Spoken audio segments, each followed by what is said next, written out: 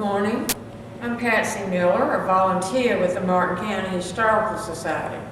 We do oral histories of outstanding citizens in our county and in our community, and we're happy today to have a participant, Sister Kieran, who is a pastoral administrator here at Holy Trinity Church, Williamston. Thank you, Sister Kieran. Thank you, Patsy. I'm really glad to be here with you all. Tell us about your life as a school administrator. I entered the congregation of the Sister Servants of the Immaculate Heart of Mary in 1974, and after profession in 1977, I began as a music teacher. So for 16 years, I taught music education, courses on liturgy, and children's choirs, as well as music lessons. And then, most recently, I began being principal, and I started here at St. Mary's in Goldsboro, North Carolina. I was also principal at St. John the Baptist in Plumboro, Pittsburgh, and now I'm here, blessed to be pastoral administrator at Holy Trinity. This is my 12th year here in Williamston. Where did you grow up, Sister? I grew up in Scranton, Pennsylvania. My mom and dad, they fell in love love at first sight, I guess they say, and always prayed that they would have 12 children, and as a result they did. There are 6 boys and 5 girls, and I am the oldest of the family.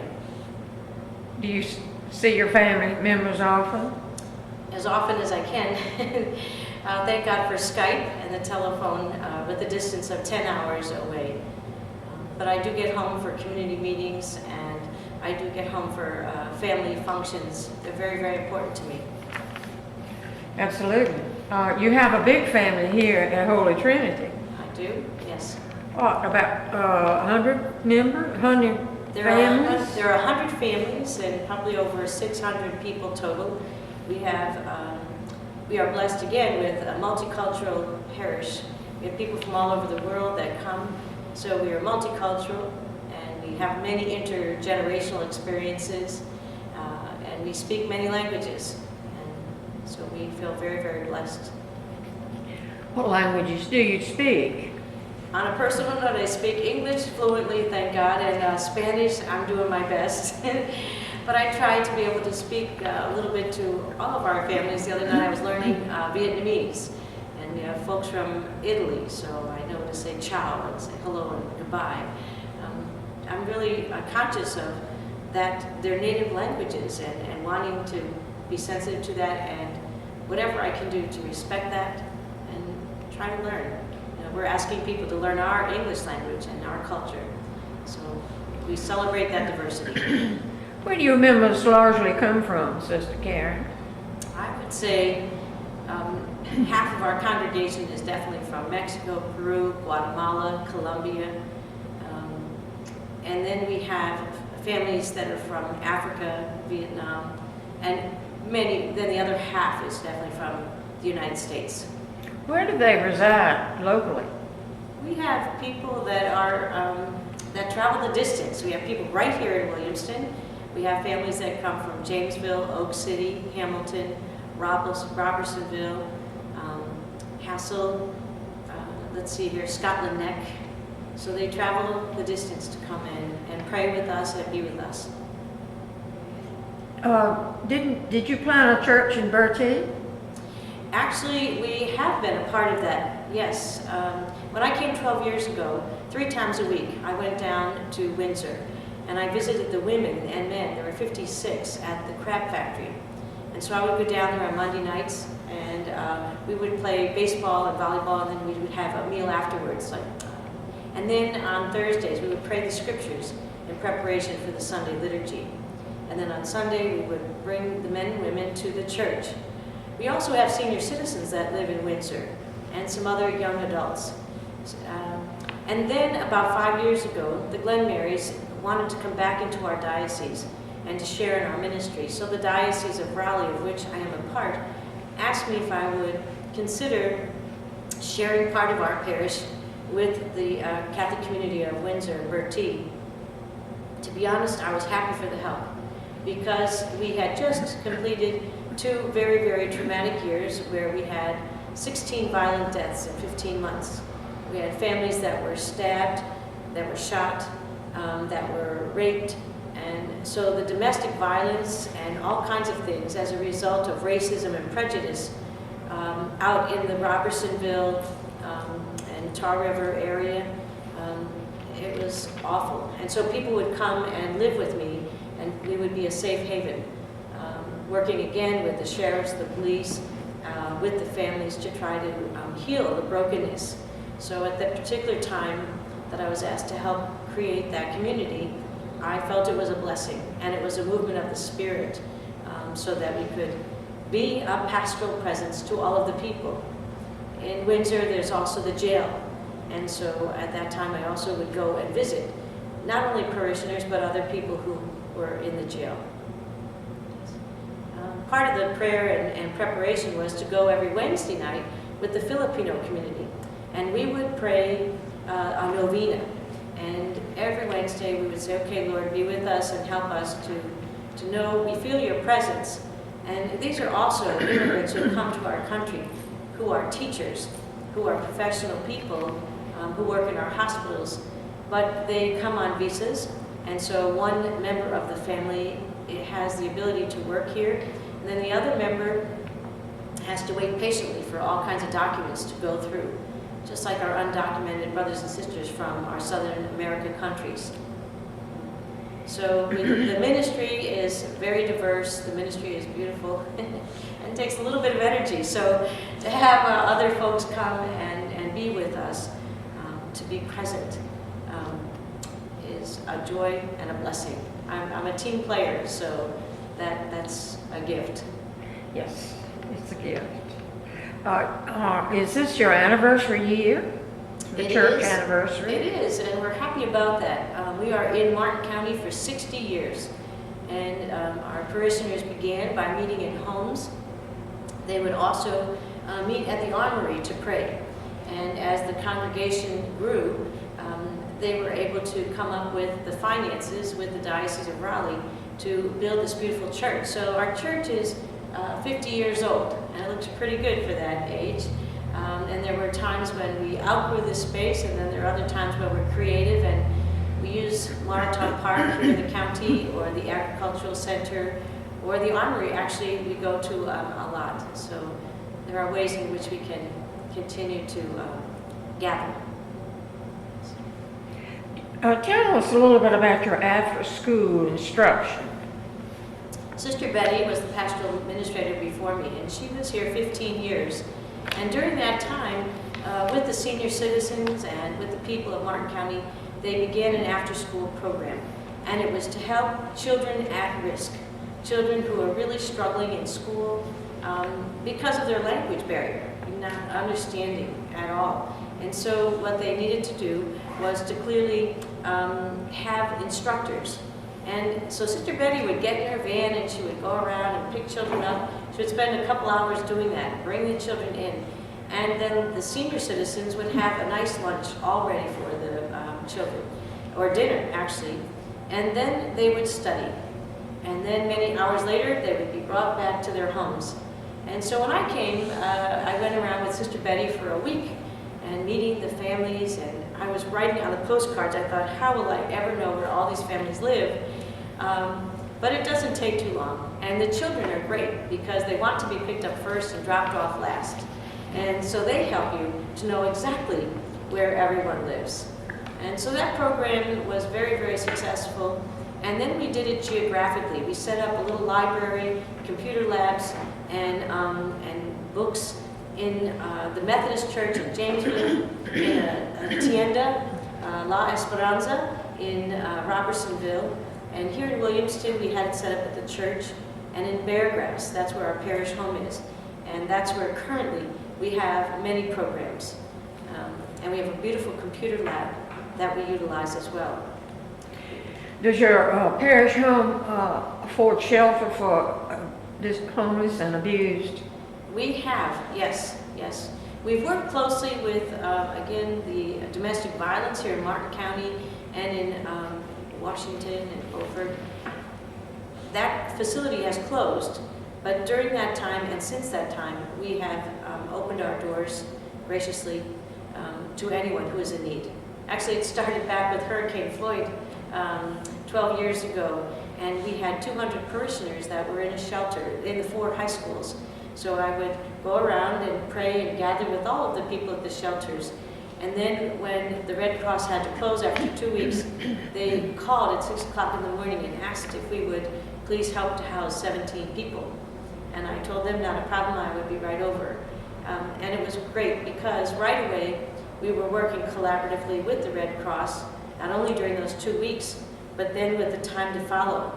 And so we had 2 pregnant women. So we lived at that time at East Simmons Street, and our home was very small. But our office became a little nursery, and 1 crib went in there, and then we put another crib in a bedroom. So 2 families went there, and then there were about 10 men who were single, and they slept here in our church. And the other families, we just found rug space. And that's how we have done it. We have also welcomed missioners to come from throughout the United States.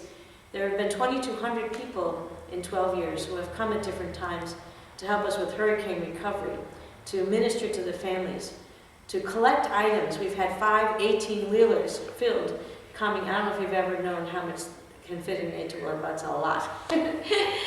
And What did they have? well, when they first came, my brother Brian was our first missionary. He brought 17 young adults, and they parked the truck in front of the church, and people brought furniture, they brought clothes, they brought household items, very practical things, like many of our families live in shacks and sheds, and then we have other families that live in beautiful homes and are doing fine. So when that hurricane came, I look at it as a blessing, because there are people who are working very, very hard in the fields, where other generations, it was the families that kept the farms going. In recent years, it's like, well, we need to get other people to come in as seasonal migrant workers to help. And so we have been blessed to minister and to welcome and to make a place and find a place for people to stay that's healthy, not with the snakes and the rats and I saw it with my own eyes, some of the shacks and sheds where our people lived. So the hurricanes and floods actually helped us to make a difference faster. And we had 8 trailers donated from Boone, North Carolina. And Catholic Charities helped us to provide the finances to bring the trailers over here. And then we worked with the county to try to find places to place them. In the recent hurricane emergency, were there many people being accommodated in Williamston? Do you know, I'm happy to say that everybody did well. And the county, they asked me about it and wanted me. I'm on the emergency management committee, and I represent the ministerial association. And so I was at that meeting where they were trying to make some good decisions. And of course, always looking out for the people of the county. And the folks that are most vulnerable and disadvantaged. And so I feel very blessed and respected, for our outreach to the poor, and my input is of value to say, I think our people are going to be okay. Or they're saying, we don't think we're going to be really hit that hard. And so if that's the case, then the county is not going to open not only 4 schools, but then they didn't open 1 school this time.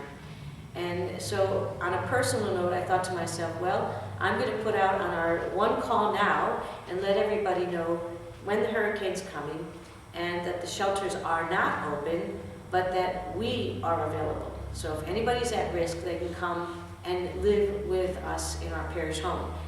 And we have a caring house where we have a food distribution, and many people come to receive food. And so I found myself with some staff moving and transferring food from our caring house into the house in case the storm got too bad, and we knew that we would have food available to feed anyone who is hungry or who may be staying with us during that recent hurricane.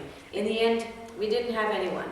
So I kind of smiled and thought, well, that's a good thing, because people either have family members now that live in a better home that they can go to or travel to, or they themselves are in a safer environment.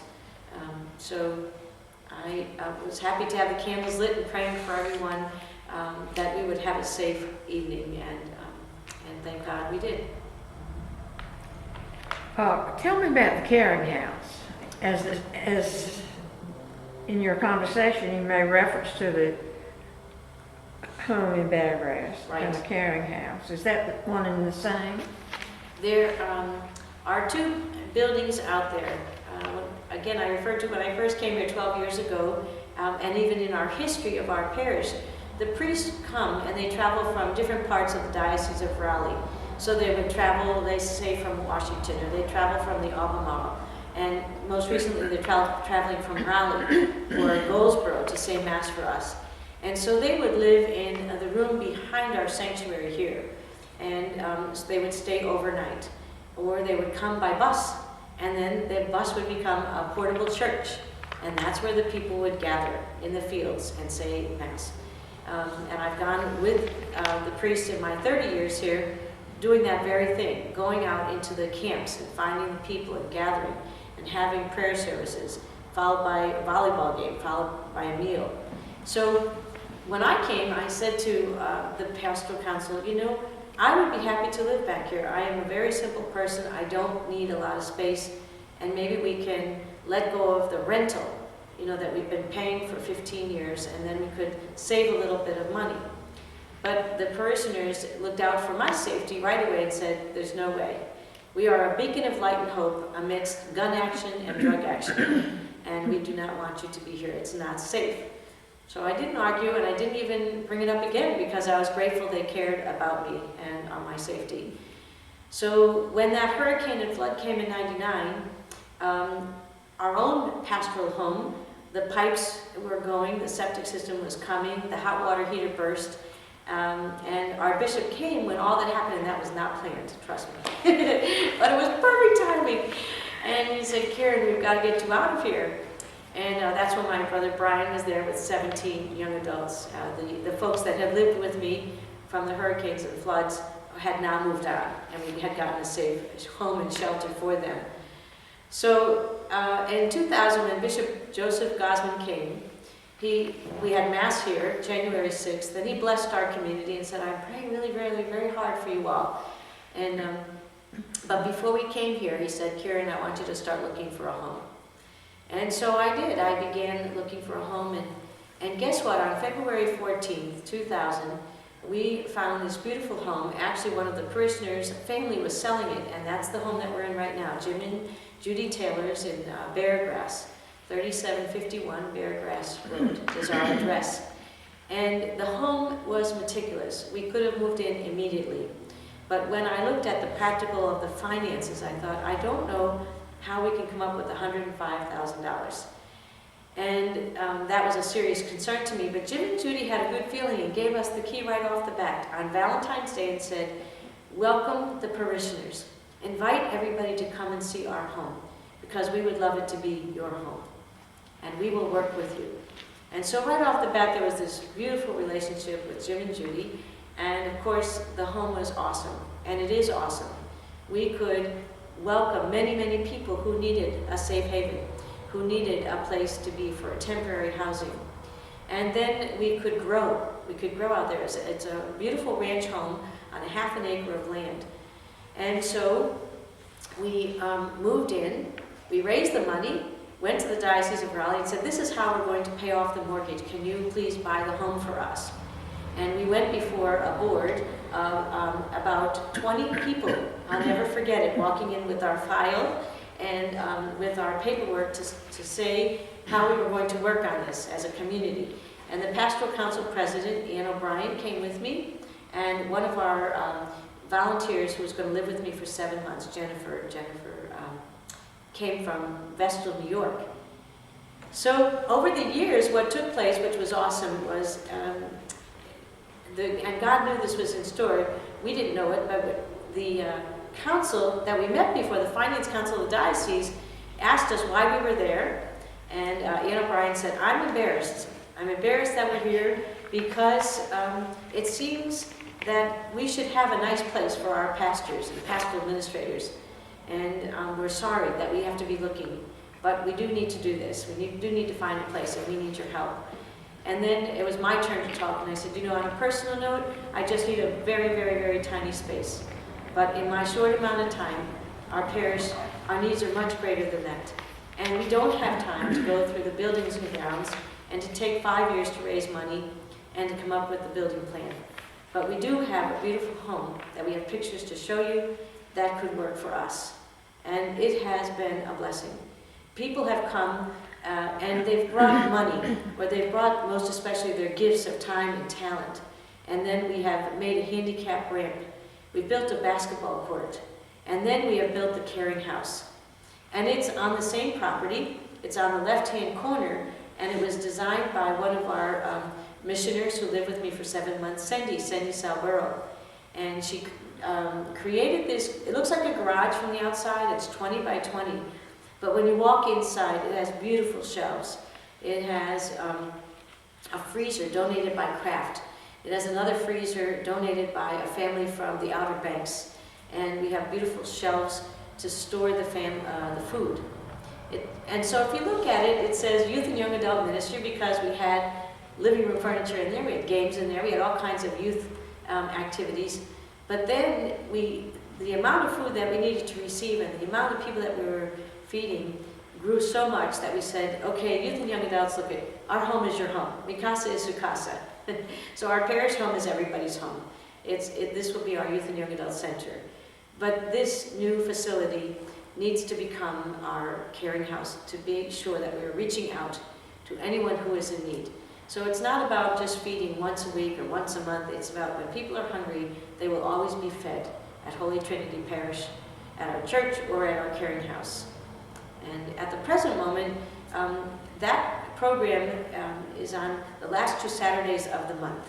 Now, the first 2 Saturdays we're very busy receiving food from the food bank at the Albemarle and from Walmart, and restocking the shelves and organizing the boxes so that when the families come, we're able to, have everything flow very smoothly. So there are many teams of people that make that possible. And if you come on Tuesday or Wednesday, we have our ESL and nursery program. And that's reaching out to people who would like to learn the English language. So we have had people from Mexico, Guatemala, Peru, Colombia, and now we have families from Vietnam who want to come to the ESL program and learn English and to be able to speak more fluently. Who is the tutor? Linda Leggett, she's from Martin Community College, and I'm glad you asked that because we've had a great relationship with Martin Community College for 12 years. Linda is our third instructor.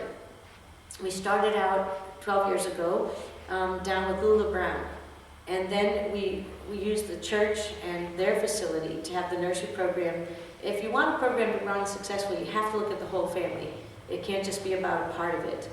And so that's where our first program was, and then we moved out to the church here. We outgrew the church very quickly, and then we went to the parish and to the caring house.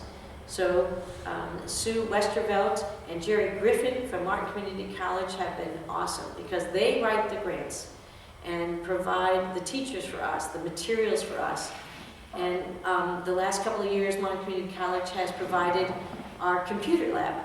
We started many years ago with computers donated from individuals, from St. Mary's in Goldsboro, from St. Paul's in Newburgh. These are where our sisters have been teaching and where I was principal. And then most recently, Martin Community College was upgrading, and so they brought 14 beautiful computers, and we are networked with the college and also with the internet. So instruction takes place at the church or at the parish house? For the last several years, we're at the parish home and at the caring house. We use that property almost, I would say, 5 days a week for sure, if not 7 days. And I say that proudly because during the summertime, we've used our program on Wednesday nights. We have a Wednesday family fun night. And so we have instruction. We come together for a meal. We have teachers in the county that have volunteered and have helped us to provide computer, math, reading, comprehension. And then we look at tennis and PE as well as volleyball. We have a little campfire site out there. So the property is well used. It's holy ground. When we first got it, we invited the children and the families to bring soil from their homes. And we had liturgy here in our church. And we had the little children stand all around our altar here, holding their soil from home. And then we had in a clay pot soil from the church. And we sang the song, we did a gesture to holy ground. And then we processed from here out to the parish home. And the police and the sheriffs helped us out. And we got out there. And the children all sat around this spot where we planted a dogwood tree. And then they knelt down and everybody brought their soil and poured the soil in around the tree. And then the little children, we sang holy ground and they mixed it up. Oh, they were getting really dirty and they were having a good time. It was really wonderful. And all the seniors and everybody was standing around watching. We had about 200 people at the blessing of our parish home. And Father Paul Grant was our priest at that time. And so the children carried the banner and he carried the holy water and we just blessed our holy ground. And we believe that today, that it is holy ground. I know you instruct in reading, math, phonics, and language.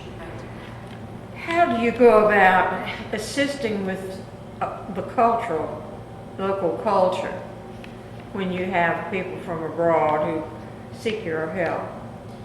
Do you know, I love it, and we have people that come, they know where we are.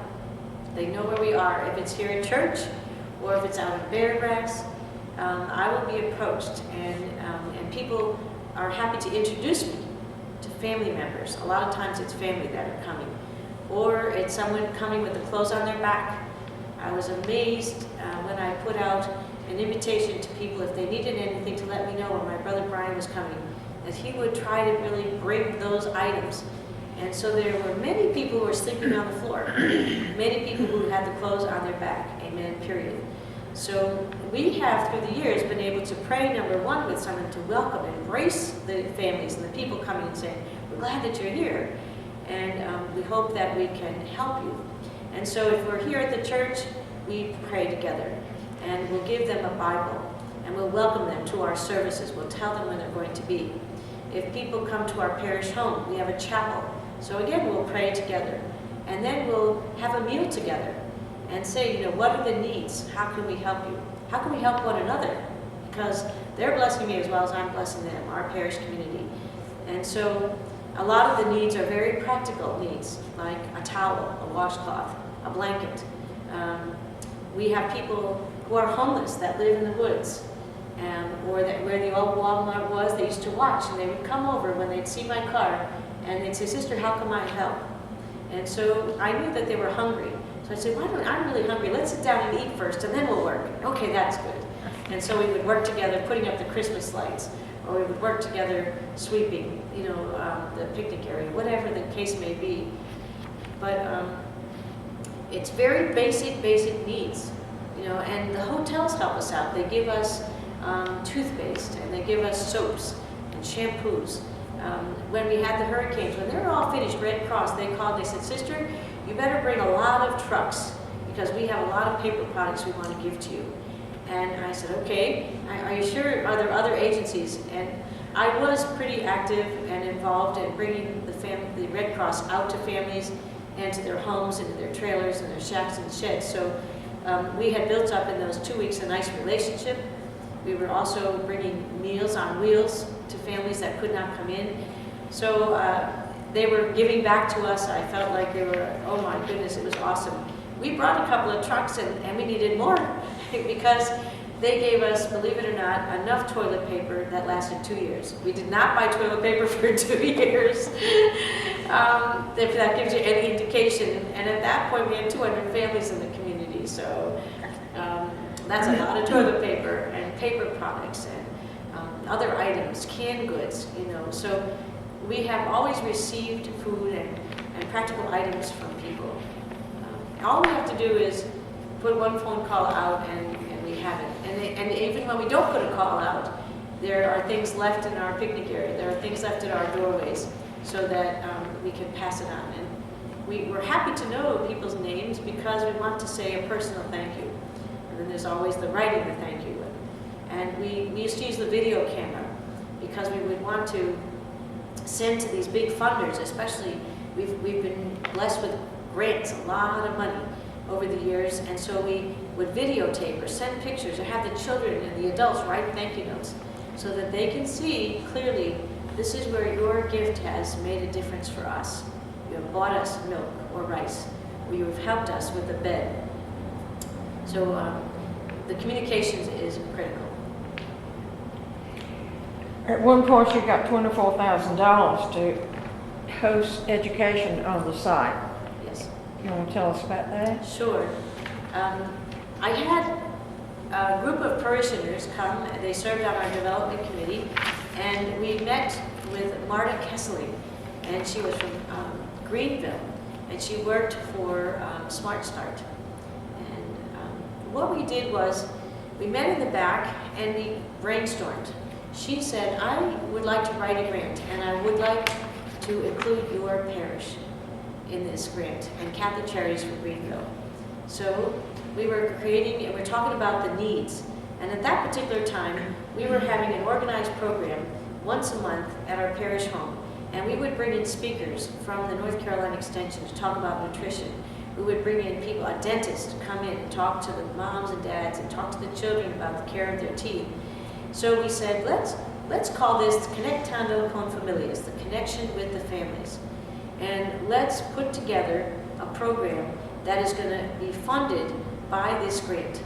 That's going to be broader than Holy Trinity Parish, but very much part of Martin County and Pitt County.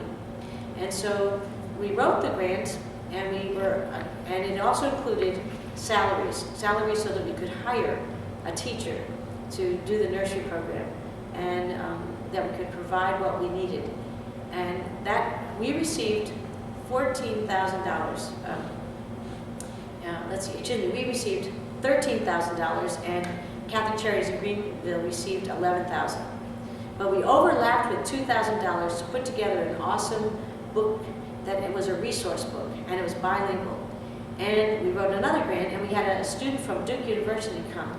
And while she was with us on this fellowship, she put together, this was part of her project too, she coordinated, organized, and did all of the clerical work on this beautiful, beautiful book. And so the Connectando con Familias is finished in a sense, the finances, but the programs aren't finished.